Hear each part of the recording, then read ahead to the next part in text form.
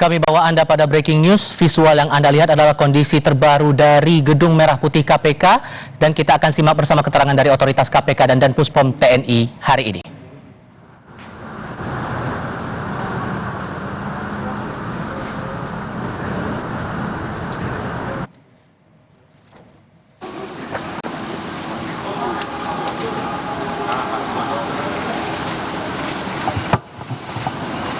Dari sampaikan dulu. Sudah sakit penghantarnya dari ini.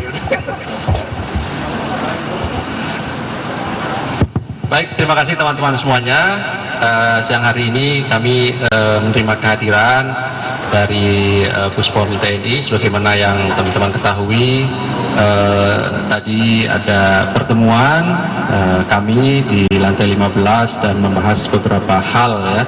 Dan nanti pada kesempatan ini akan disampaikan yang pertama oleh pimpinan KPK Pak Johanis Tanak, dan nanti dilanjutkan dari pihak Puspom TNI. Kami silakan juga untuk menyampaikan beberapa hal diskusi dan pembicaraan yang tadi sudah dilakukan antara KPK dengan pihak Puspom TNI. Kami silakan Pak Johanis Tanak.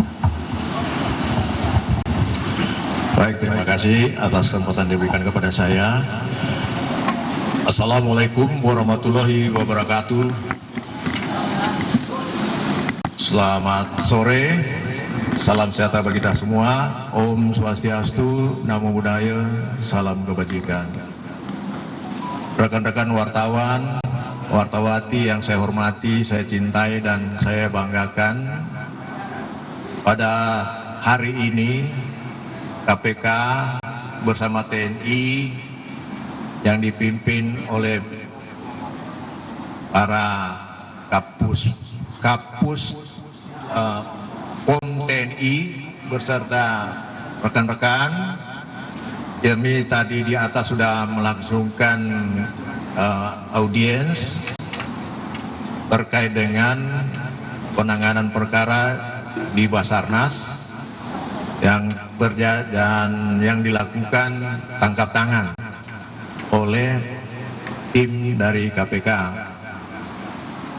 Dalam pelaksanaan tangkap tangan itu, ternyata tim mengetahui adanya anggota TNI, dan kami paham bahwa tim penyelidik kami mungkin ada kehilafan, ada kelupaan, bahwasanya manakala ada melibatkan TNI harus diserahkan kepada TNI, bukan kita yang tangani, bukan KPK.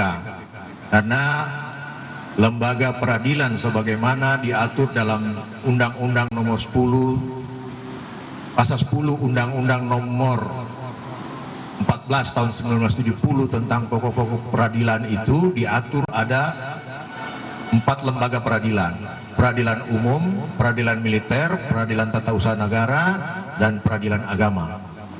Nah, peradilan militer tentunya khusus anggota militer. Peradilan umum tentunya untuk sipil. Nah, ketika ada melibatkan militer, maka sipil harus menyerahkan kepada militer. Di sini ada kekeliruan, kehilafan dari tim kami yang melakukan penangkapan. Oleh karena itu kami dalam rapat tadi sudah menyampaikan pada teman-teman TNI, kiranya dapat disampaikan kepada Panglima TNI dan jajaran TNI. Atas kehilafan ini kami mohon dapat dimaafkan, dan ke depan kami akan berupaya kerjasama yang baik antara TNI dengan KPK dan aparat penegak hukum yang lain dalam upaya penanganan pemberantasan tindak pidana korupsi. APH, aparat penegak hukum, dalam penanganan perkara tindak pidana korupsi yang saat ini dipahami hanyalah kejaksaan dan kepolisian. Padahal dalam proses penanganan perkara korupsi, aparat penegak hukum juga termasuk tentunya TNI. TNI adalah termasuk aparat penegak hukum, dan bukan hanya dalam konteks perkara korupsi, TNI itu adalah penegak hukum. Dalam konteks tentang perikanan, TNI juga adalah aparat penyidik dalam penanganan perkara perikanan. Oleh karena itu, kami dari jajaran lembaga pimpinan KPK beserta jajaran sudah menyampaikan permohonan maaf melalui pimpinan-pimpinan dan Puspom dan rekan-rekan untuk disampaikan kepada Panglima, dan kedepannya tidak ada lagi permasalahan seperti hal seperti ini. Kemudian yang kedua, karena perkara ini adalah melibatkan Basarnas yang kebetulan pimpinannya adalah dari beberapa jajaran yang ada di sana adalah dari TNI, dan tentunya penyelenggaraan TNI yang diperbantukan di sana menjadi penyelenggara negara, tetapi statusnya tetap sebagai TNI, maka penanganannya bisa dilakukan secara koneksitas, tetapi bisa juga ditangani sendiri oleh Puspom TNI. Kami lagi berkoordinasi nantinya bagaimana yang terbaik untuk kedua lembaga demi bangsa dan negara dalam penanganan perkara korupsi. Saya kira untuk sementara dari saya cukup sekian. Untuk selanjutnya kami serahkan kepada Dan Puspom TNI. Silakan Pak. Baik, terima kasih Bapak Johanis Tanak sebagai salah satu komisioner KPK. Selamat sore yang saya hormati rekan-rekan wartawan. Jadi tadi sudah disampaikan kita mengadakan pertemuan di atas terkait dengan kejadian atau tindak pidana korupsi yang terjadi di Basarnas. Jadi kita aparat penegak hukum KPK maupun dari lingkungan TNI adalah polisi militer dalam hal ini, kita berkoordinasi untuk penyelesaian permasalahan ini agar lebih baik lagi. Mekanisme di lapangan yang mungkin ada celah, ada kekurangan, itu akan kita perbaiki bersama. Dan yang perlu saya tegaskan di sini, bahwa terus terang dengan adanya kejadian tangkap tangan ini khususnya, Panglima sangat kecewa karena kenapa korupsi masih terjadi di lingkungan TNI. Jadi itu yang perlu ditegaskan, dan Panglima sangat komit dengan masalah penegakan hukum, khususnya korupsi. Yang perlu rekan-rekan catat semua, dalam proses penyelesaian untuk prajurit TNI yang terlibat permasalahan ini, kita dari penyidik dan aparat hukum di lingkungan TNI akan melaksanakannya dengan transparan. Silakan teman-teman media mengikuti prosesnya sampai dengan selesai. Jadi itu yang tadi hasil pertemuan kita, supaya dalam penyelesaian ini tidak ada celah lagi, jangan ada lagi dikotomi yang seperti selama ini terjadi di media, sehingga akan berakibat celah-celah yang mungkin bisa menjadi terobosan untuk para pelaku korupsi ini melihat adanya ketidakkompakan antara KPK dengan TNI ataupun dengan yang lain.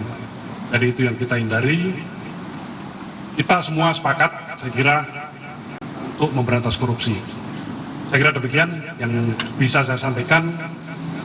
Terima kasih. Assalamualaikum warahmatullahi wabarakatuh.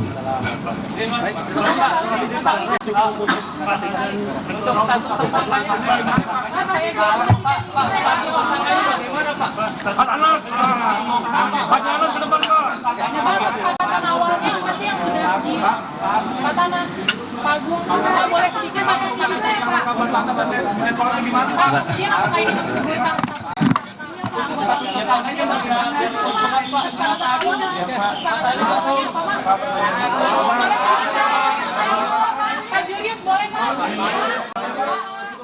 KPK mengakui khilaf atas penetapan tersangka terhadap Basarnas dalam kasus barang dan jasa, korupsi barang dan jasa di lingkungan Badan SAR Nasional, dan akan dilakukan koordinasi lebih lanjut antara KPK dengan Pusat Polisi Militer TNI. Berarti nggak melibatkan KPK nanti ya Pak ya? Kalau di Puspom TNI... Dan sejauh ini dari Pusat Polisi Militer juga mengaku akan melakukan koordinasi lebih lanjut dan memastikan tidak ada celah korupsi kembali di tubuh TNI sesuai dengan amanat Panglima TNI.